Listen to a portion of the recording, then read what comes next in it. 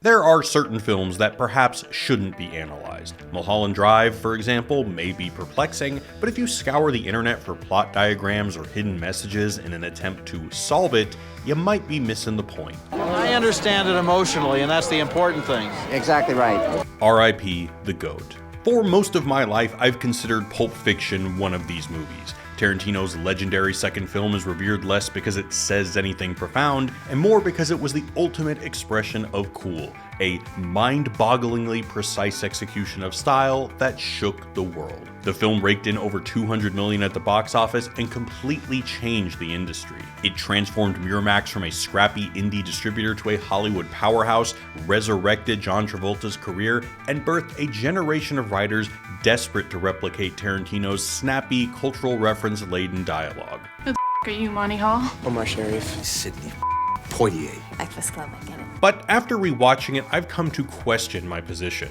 Can a work with this kind of impact really be meaningless? Maybe Pulp Fiction is like foot massages. We pretend it doesn't mean anything, but it clearly does. And look, I given a million ladies a million foot massages, and they all meant something. We act like they don't, but they do. The most impactful films sometimes resonate not because they deliver a clear message, but because they provoke us to build one ourselves. Pulp Fiction presents us with stories assembled from the cultural trash heap, exploitation cinema, fast food, lurid pulp novels, and asks us to make meaning out of it if we choose to. This is what Jules does at the end of the film, and what Tarantino spends the rest of his career proving is not only viable, but uniquely powerful. So what can one of the most influential films ever made tell us about meaning in a world where the symbols we consume and the stories we tell are increasingly no longer carved from marble, but printed on trash? Well, to find out, we'll have to pay our respects to the great Sonny Chiba, revisit the deliciously evil Hans Landa and Calvin Candy, and relish in the greatest laugh in cinema history.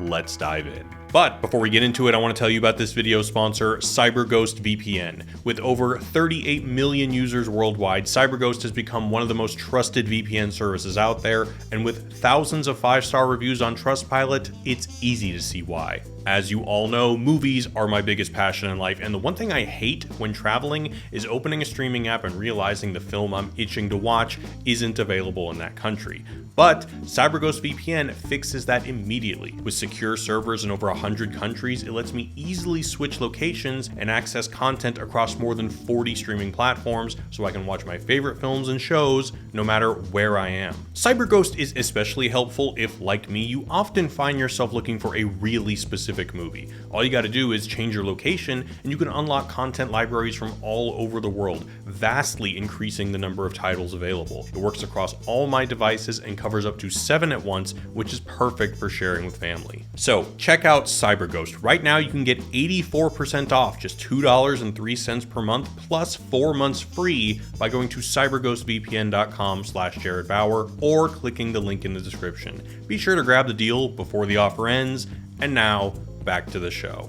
Alright, let's do a brief recap. Pulp Fiction recounts 3 non-linear intertwining stories about gangsters and hustlers in LA. In one thread, hitman Vincent Vega is tasked with taking his boss Marcellus Wallace's wife to dinner while he's away. The evening goes sideways when she accidentally overdoses, and Vince has to floor it to his dealer's house to revive her before it's too late. In another, boxer Butch double-crosses Marcellus by winning a fight he was paid to throw. He's about to skip town when a precious keepsake leads him straight back into Marcellus's path and then into the basement of a couple of sadists. Butch escapes, goes back to save Marcellus, and they call it even. A third plot follows Vincent and his partner Jules. After miraculously surviving an ambush where the gunman misses every single shot, Vince accidentally shoots an associate in the face. So they make a pit stop and call a legendary fixer named the Wolf to help dispose of the evidence. On the way home, they stop in a diner where Jules, inspired by the miracle he just witnessed, decides to walk away from the criminal life and just walk the earth. When a couple of amateur thieves choose the wrong moment to hold up the joint, Jules, now a changed man, talks them down and lets them walk. The end.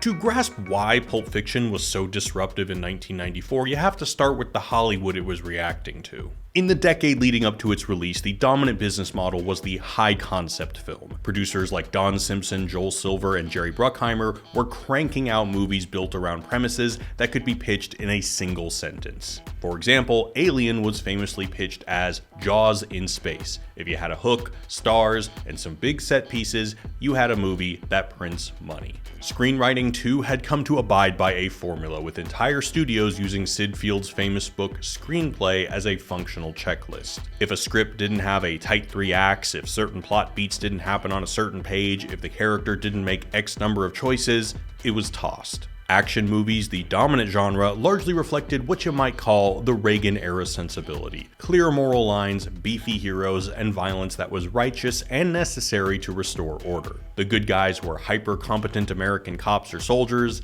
the enemies were foreign threats, drug lords, or corrupt aristocrats. By contrast, if you were making an independent film, that usually meant something highbrow and dry. Then came Pulp Fiction. Pulp Fiction wasn't high concept. It's impossible to pitch in a single sentence. Honestly, it was a challenge to even summarize. It doesn't have a tight 3 acts, it's told out of order, the protagonists are all lowlifes, and the violence is random, often accidental. Oh man, I shot Marvin in the face. Why the f*** you do that? Well, I didn't mean to do it, it was an accident. Travolta and Jackson weren't quite Schwarzenegger or Stallone. Vincent Vega is a far cry from this. Dude just kinda drifts through the story high as balls. He doesn't represent any grand ideals, he mostly just talks about pop culture. That is Marilyn Monroe. That is Mamie Van Doren. Not quite the righteous mythology that dominated the 80s. In fact, Pulp Fiction is built from the exact opposite. Trash. The film opens with the definition of pulp, a magazine or book containing lurid subject matter and being characteristically printed on rough, unfinished paper. In an interview, Tarantino expanded on that, saying, "A Pulp Fiction novel is a novel you could buy for a dime that you read on the bus while going to work. At work, you would put it in your back pocket, you'd sit on it all day long, and you'd continue reading it on the bus on the way home. And when you finished it, you gave it to a friend or you'd throw it in the garbage." These throwaway stories that defined the pulp era of the 1920s to the 1950s comprise the core character and narrative tropes of Pulp Fiction. For example, the chatty blue-collar professional killer was popularized on the pages of Black Mask through characters like Race Williams. Race was a PI who was the opposite of a Boy Scout, with more of an appetite for violence than clues. Jules and Vincent are descendants of that tradition, less noble heroes, and more professionals who treat murder like a 9-to-5. Oh, I'm sorry. Did I break your concentration? Butch's storyline is even closer to a classic pulp formula. Boxing stories were a staple of magazines like Fight Stories and other sports pulps throughout the 30s and 40s. A recurring plot involved a down-on-his-luck boxer pressured to throw a fight by gangsters, only to double-cross them and flee. The Mia and Vincent storyline is equally familiar territory. The dangerous boss's wife, the Moll who lures a man into risky territory, was a stock figure in pulps like Spicy Detective, which were basically softcore detective stories. Captain Coon's iconic Gold Watch speech draws from war pulps like Battle Stories and Complete War, which specialized in hyper-masculine survival tales, prison camps, battlefields, sacrifice, etc.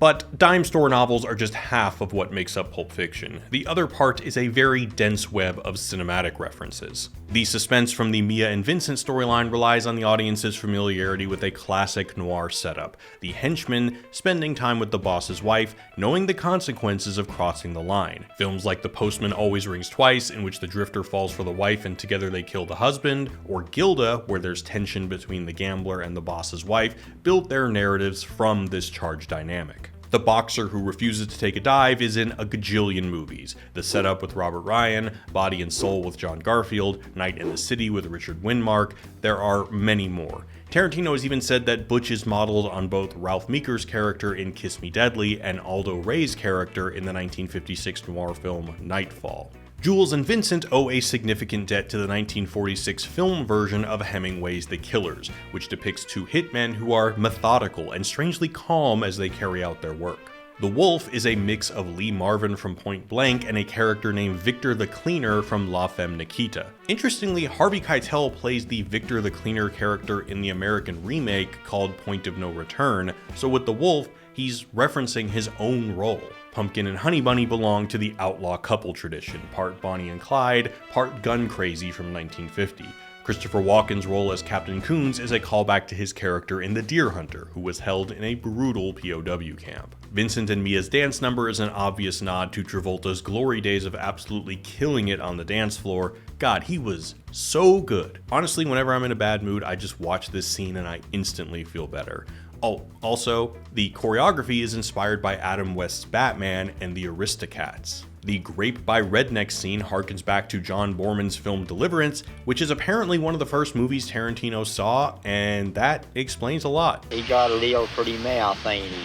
Marcellus recognizing Butch on the crosswalk as like the boss spotting Marion leaving town in Psycho. Marcellus rising up after getting run over is shot like the endless return of horror film killers like Michael Myers. The glow of Marcellus's briefcase is again from Kiss Me Deadly and maybe the trunk from Repo Man. Mia's hairstyle is lifted from Anna Karina, a seminal actress of French New Wave cinema. I could go on. The whole movie is built out of cultural references in which the characters make cultural references. So does all this referencing and pop culture name dropping amount to anything beyond style? I'd argue yes, and it's all there in the only character who has any kind of moral arc, Jules. At the beginning, Jules quotes a verse from the Bible before dispatching his victims. The path of the righteous man is beset on all sides by the inequities of the selfish and the tyranny of evil men. But after witnessing the miracle of surviving the shootout, he reinterprets it to mean something else. I just thought it was some cold-blooded shit to say to a mother before I popped a cap in his ass. I saw some shit this morning made me think twice. Thing is, this isn't an actual Bible verse. It's lifted from the 1973 Sonny Chiba movie, The Bodyguard. The path of the righteous man and defender is beset on all sides by the inequity of selfish and the tyranny of evil men. And I will execute great vengeance upon them with furious anger, who poison and destroy my brothers. And he models his new path after a character from the 70s TV series Kung Fu. Basically, I'm just gonna walk the earth. What you mean walk the earth? You know, like Caine in Kung Fu. Jules's epiphany is the soul of the movie, and that soul isn't made out of any sacred, revered text. It's made out of disposable pulp trash. A story doesn't have to be the Bible to inspire real grace. David Carradine in Yellowface will do just fine. It's kind of like the movie Amadeus. God, this movie is so good. The world of opera that Mozart enters is dominated by grand myths and heroes. Why must we go on forever, writing only about gods and legends? But are those highfalutin stories really what speak to people? Come on now, be honest. Which one of you wouldn't rather listen to his hairdresser than Hercules, or Horatius, or Orpheus? People so lofty they sound as if they marble. So Mozart writes The Marriage of Figaro, an opera not about gods and kings, but a servant who outwits his master. Along with his collaborator Schikaneder, he pushes it further, filling opera with foolish characters, dirty jokes, and magic. Maybe you don't need the hallowed and infallible to tell a timeless story that ennobles humanity. Maybe the mundane, the deeply flawed, even the obscene is raw material enough. And I'd argue Pulp Fiction marked the coming of a similar shift. All of a sudden, filmmakers were telling sophisticated stories using material that was largely considered unserious. Take The Matrix. It's hard to imagine the Wachowskis turning Hong Kong kung fu movies, a genre once relegated to the dusty back corners of video stores, into high philosophy without the impact of Pulp Fiction.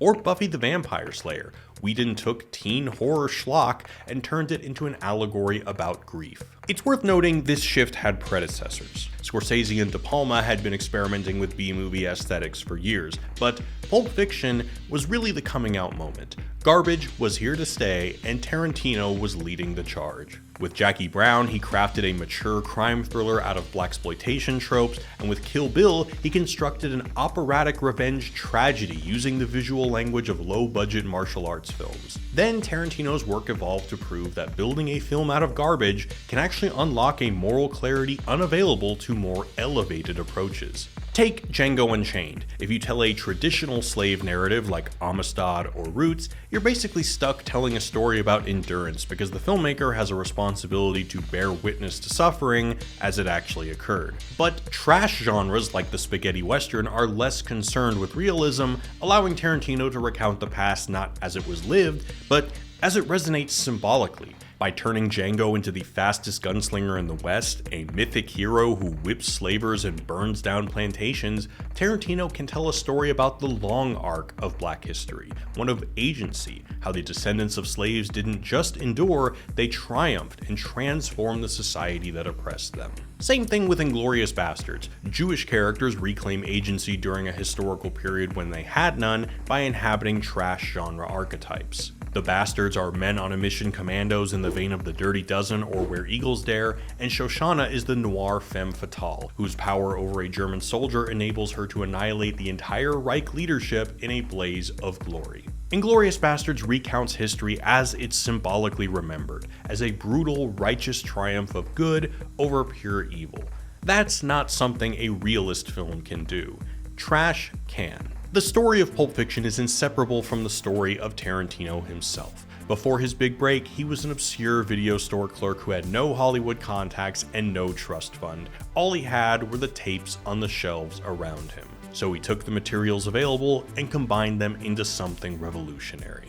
And even though he spends too much time running his mouth and not enough time making movies these days, he's still a figure I find incredibly inspiring for this very reason. He's the ultimate bricoleur. In his book The Savage Mind, anthropologist Claude Levi-Strauss defined bricolage as the process of creating something new by making do with whatever materials are currently at hand. Scraps, fragments, leftovers, doesn't matter. Meaning, in other words, doesn't descend from some sacred source. You make meaning out of what you have, which is what Tarantino has always done with cinema. He takes the disposable artifacts of pop culture and turns them into vehicles for philosophical reflection and moral myth-making. And I guess in some ways, this channel is an attempt at something similar, taking pop culture and seeing if we can find meaning in it. And learning to be a good bricoleur is perhaps more important than ever. Never in history has culture thrown cheap, disposable signs at us with such speed and volume. I mean, the internet is shittier and more cynical than ever. Jim Carrey clone conspiracies, fake war and Epstein content. Really, people, it's almost impossible to escape the onslaught of garbage. So maybe we should take a page from the master and not just passively consume it, but break it apart, reassemble it, reinterpret it, and build something on it. Because if Jules could build a spiritual awakening out of a Sonny Chiba movie and clunky slow-mo karate chops, then maybe we can do something similar with the trash in front of us. Hey, y'all, thanks for watching. Don't forget to check out CyberGhost VPN. Get 84% off, just $2.03 per month, plus 4 months free by going to cyberghostvpn.com/JaredBauer or clicking the link in the description. Also, be sure to subscribe because for my next video, I'm revisiting the movie that got me obsessed with film and big ideas, The Matrix. See you there, and until then, take it easy. Peace.